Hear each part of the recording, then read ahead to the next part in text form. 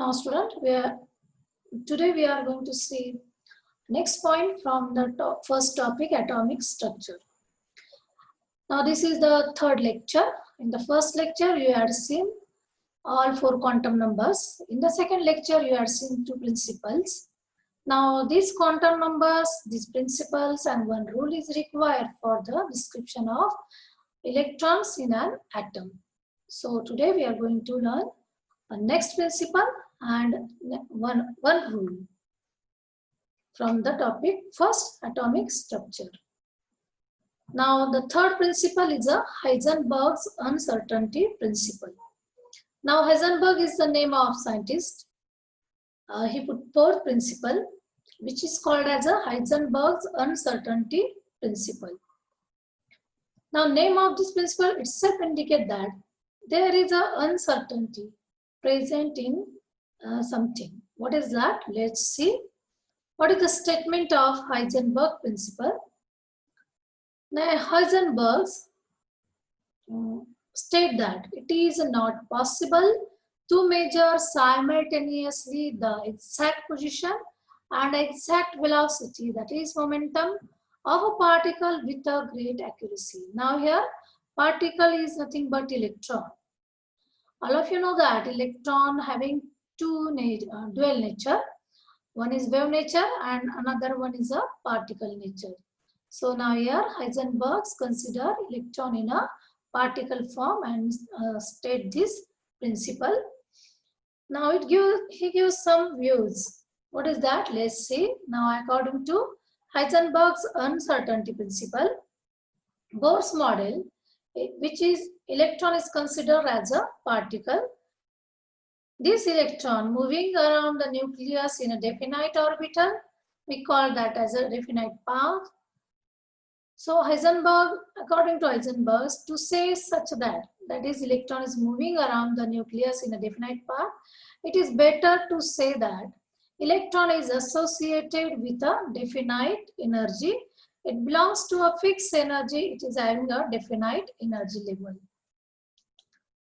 Now, second point from Heisenberg is this principle is applicable only for small particles like electrons, protons and neutrons. It is not applicable for a bigger particle.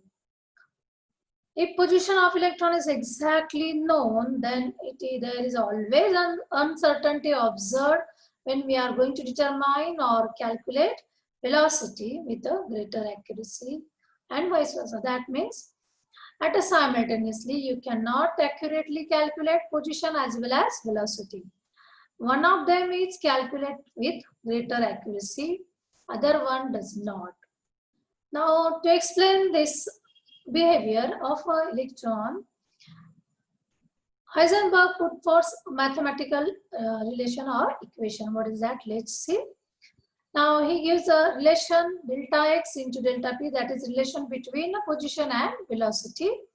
The product of this one is greater than or equal to the factor h upon 4 pi, where delta x is nothing but uncertainty in the measurement of position of the electron and delta p is nothing but which represent the uncertainty in the measurement of velocity of the electron. H is the Planck constant and this equation is known as a Heisenberg's equation. This principle having a great limitation, which is one limitation, which is a bigger one, and that is it is not applicable for a smaller particle. Sorry, bigger particle. It is applicable only for small particle like electron, neutron. Now, along with these four quantum numbers, three principle, electron, for the description of electron, one rule is also needed, and that is Hund's rule of maximum multiplicity. Now, what is this rule state?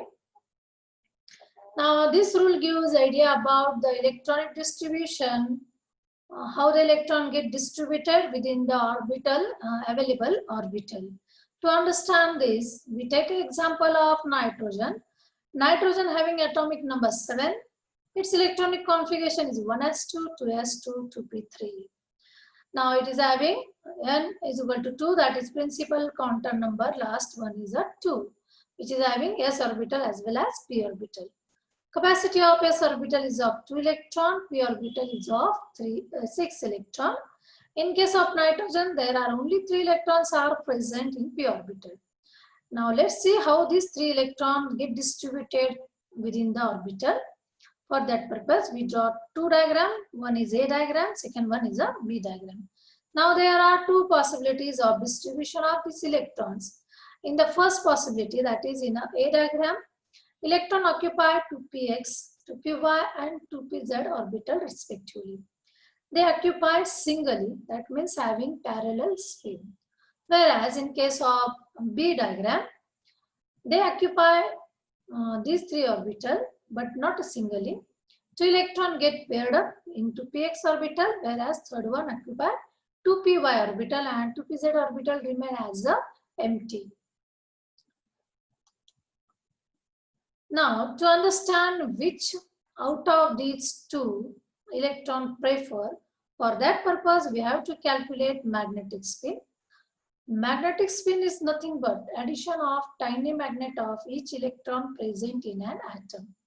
Now in nitrogen, there are 3 electrons present in a last shell, that is p shell. So we have to add tiny magnetic moment of these 3 electrons. For that purpose, we use a formula ms1 plus ms2 plus ms3. Now in case of A figure, we calculate plus 1/2 plus 1/2 plus 1/2. That as these 3 electrons are parallelly occupied to px, to py, to pz orbital, hence they are having their spin as a plus 1/2, thus they moving around the nucleus in a clockwise manner. So after addition, we get magnetic spin as a 3/2. Now in case of B, if we calculate magnetic spin, we get magnetic spin value as a 1/2. This is because in B figure, 2 electrons get paired up, out of which 1 electron is moving around the nucleus clockwise manner, having plus 1/2 value, spin value. Second one is moving around the nucleus as an anti-clockwise manner, spin value is minus 1/2. So when we are going to add these tiny magnetic value of all these 3 electrons, we finally get magnetic spin as a 1/2. Now total spin multiplicity can be calculated by using the formula 2s plus 1, where by putting the value of this magnetic spin, in case of A diagram, we get a spin multiplicity as a 4, and in case of B diagram, we get multiplicity as a 2. Now the orbital which possesses maximum spin multiplicity is more stable. Hence, out of these two, A and B, A is the correct one and B is the wrong. That means electron having tendency to occupy singly rather than to get paired up. Now next point from Hund's rule is that electrons enter in the suborbital, that is x, px, py, pz, dx, y and so on, in a such a way that they should give maximum unpaired electron, that is maximum spin multiplicity. If several orbitals of equal energy, that is a degenerate orbitals are available, then electron prefer to occupy that orbital separately, singly rather than to get paired up. When the capacity of this orbital get occupied by single electron, then pairing gets start. In other words, pairing gets start in case of s orbital when second electron get entered, in case of p orbital when fourth electron get entered, in case of d orbital when sixth electron get entered, and in case of f orbital when eighth electron get entered. Now these are another some example along with nitrogen, oxygen and carbon. Oxygen having atomic number 8, that means it is having one extra electron compared to nitrogen in p orbital. Now if we see the electronic configuration of oxygen, it is 1s2, 2s2, 2p4. 4 electron in p orbital. Now we had already seen that 3 electron occupy in case of nitrogen to px1, to py1, to pz1. Now in oxygen, 2px having paired electron, as there is no option, no empty orbital available for incoming 8th electron. Hence, in p orbital, the 4th electron which are going to be enter in p orbital, pairing get started. If we see carbon, it is having only 2 electron in a last, that is p orbital. So there is no question about pairing. It is also having one empty orbital, that is 2pz. Now this 2px, 2py, 2pz are degenerate. So these 2 electrons may occupy any 2 out of these 3 orbital, that is 2px, 2py, 2pz. So from this example, you can get clear-cut idea how the electron get distributed within the available orbital. Now next point from your syllabus is Bohr's atomic model. Now Bohr is a name of scientist which put forth a model for the explanation of or distribution of a electron with a clear manner. For that purpose, Bohr adopted a model which is firstly put forth by the Rutherford, make some modification and then explain the atomic model. Now, this model get put forth in 1913 by scientist Bohr. Now, the energy of electron depend on the size of the orbit. As we go away from the nucleus, the size of the shell also goes on increasing, and that's why the energy of that orbital also goes on increasing. Now, this Bohr's atomic model gives some points we call as the postulates of Bohr's atomic model. Some points which describe what is the model, atomic model is. Now for that purpose, I had already told you that Bohr adopted a Rutherford model and make some modification for the purpose of to explain stability of an atom. What is that? Let's see that postulates of Bohr's atomic model. An atom consists of very small, heavy, positively charged nucleus, which is placed at the center of the atom and which gets surrounded by electron, which revolve around the nucleus in a circular path we called as an orbit. Now, these electrons, which are revolving around the nucleus in a circular path, not emit energy, not gain energy. Now, around the nucleus, there are infinite number of possible circular orbitals are present, but electron occupy only those orbits whose angular momentum is an integral multiple of the factor h upon 2 pi. I will explain this third one in detail. Now see here. Now mu r is nothing but magnetic moment, which is calculated by using formula m mu r is equal to n into h upon 2 pi, where m is equal to mass of the electron, mu velocity of the electron, n is equal to number of orbit in which electron is present, and r is the radius of the orbit. Now by putting these values, calculate angular momentum. The orbit whose angular momentum is coming h upon 2 pi and its multiple factor, only that orbit get occupied by the electron. म्हणजे electron हा nucleus भोवती एका क्लाउडच्या form मध्ये present असतो. ह्या cloud मध्ये जिथे आपल्याला h upon 2 pi व्हॅल्यूज मिळेल किंवा त्याच्या मल्टिपल फॅक्टर मध्ये व्हॅल्यू मिळेल, म्हणजे h upon 2 pi, h upon pi, 3h upon 2 pi असे जिथे जिथे व्हॅल्यू मिळेल त्या भागातच इलेक्ट्रॉन सापडण्याची शक्यता जास्त असणार, म्हणजेच इलेक्ट्रॉन प्रेझेंट असण्याची शक्यता तिथे जास्त असणार.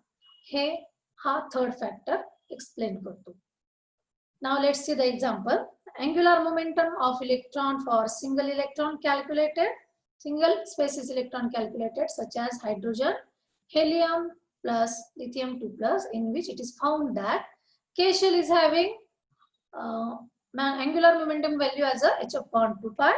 Hence, in K shell electron is found. L shell is having angular momentum as a h upon pi. M shell is having angular momentum as a 3h upon 2 pi. So within this orbital, we get electron, or probability of finding electron is more. The area between these orbitals, there is no electron found. We call that area as a nodal zone. As long as electron is revolving in an orbit, it neither lose electron energy nor gain energy. Hence, because of this one, that orbitals are called as a stationary state, also called as a stationary energy level, as they are having definite amount of energy.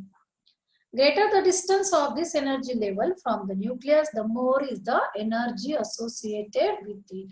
म्हणजे जसं जसं आपण nucleus पासून लांब जाऊ तसं तसं शेलची energy काय होईल वाढत जाईल. न्यूक्लियसच्या जवळ जी ऑर्बिट असेल, जो ऑर्बिट प्रेझेंट असेल त्याची एनर्जी कमी असेल. त्यानंतर जसं जसं आपण हळूहळू लांब जाऊ तशी तशी एनर्जी काय होईल वाढेल. हे कशामुळे होतं? न्यूक्लियस पासून अंतर सुद्धा वाढलं जातं आणि त्यामुळे फोर्स ऑफ अट्रॅक्शन कमी होतो आणि म्हणून यांची एनर्जी वाढत जाते. पुढचा point, if energy is supplied to an electron, that electron absorbs some quanta of energy and get excited to the higher energy level. That higher energy level we known as a excited state. By absorbing energy, electron get transfer from ground level to higher energy level, म्हणजे ground state to excited state. For that purpose, it absorbs a definite energy. A quanta of energy get absorbed by the electron. Electrons spend few seconds on that excited state and again return to the original state. During returning, it emits some amount of energy in the form of a electromagnetic radiation which having a suitable wavelength, that is h mu. Now here again, the energy release can be calculated by using formula delta is equal to E2 minus E1, which is equal to h mu, where E1 and E2 are energies of the electron in first and second energy level respectively. Mu is the frequency of radiation absorbed or emitted. Now these pictures which I had taken from internet gives idea about how the electron get excited from ground state to the excited state. Electron in ground state absorb energy and get to the higher state, that is excited state. For a few seconds, for spending some few seconds on excited state, it returns to the original state and by releasing energy in the form of a radiation. Now second diagram show energy released in the form of a radiation, that is equal to h mu. A photon is emitted with energy. It is given as a in the form of E is equal to h mu. So this is the Bohr's atomic model. Thank you student for watching this video. If you are having some queries, you may ask. I will solve it. So thank you for watching.